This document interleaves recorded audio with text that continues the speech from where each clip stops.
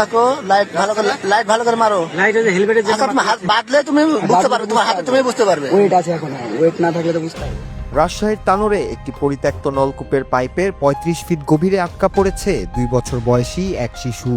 বুধবার দুপুর ১:৩০টার দিকে উপজেলার পাচন্দর ইউনিয়নের কোয়েলহাট উত্তরপাড়া গ্রামে এই ঘটনা ঘটে।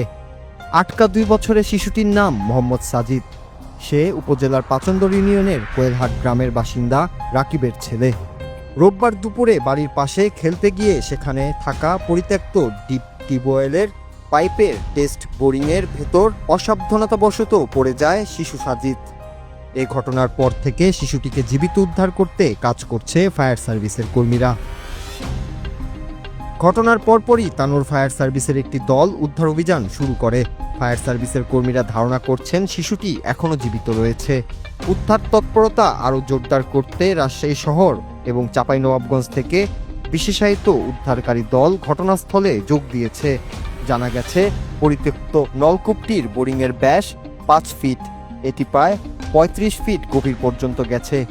শিশুটি কিছুক্ষণ আগেও সাড়া দিয়েছে বলে জানিয়েছেন ফায়ার সার্ভিসের কর্মকর্তারা। শিশুটিকে জীবিত রাখতে সেখানে অক্সিজেন সরবরাহ করা হচ্ছে।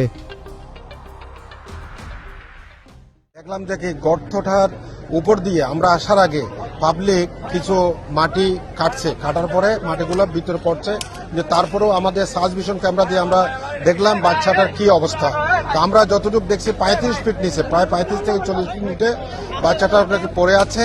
তো আমরা তাৎক্ষণিক দেখলাম যে আমরা যদি অক্ষত যদি ভিকটিম যদি আমরা উদ্ধার করতে চাই, তাহলে আমাদের এসকেভেটর ছাড়া একে উদ্ধার করা সম্ভব না। আমাদের অন্য কোনো আমরা গভীর সে নলকূপটি থেকে শিশুটিকে জীবিত উদ্ধারের একটি উপায় হচ্ছে মাটি কেটে তাকে সেখান থেকে তুলে আনা। সেই পদ্ধতিতেই শিশুটিকে উদ্ধারের চেষ্টা করছেন ফায়ার সার্ভিসের সদস্যরা। ইতিমধ্যেই ঘটনাস্থলের চারপাশে ভেকু দিয়ে মাটি কাটার কাজ চলছে। তবে আটকা পড়ার জায়গাটি গভীর বলে মাটি খুঁড়ে সেখানে পৌঁছাতে আরও সময় লাগবে বলছেন সংশ্লিষ্টরা।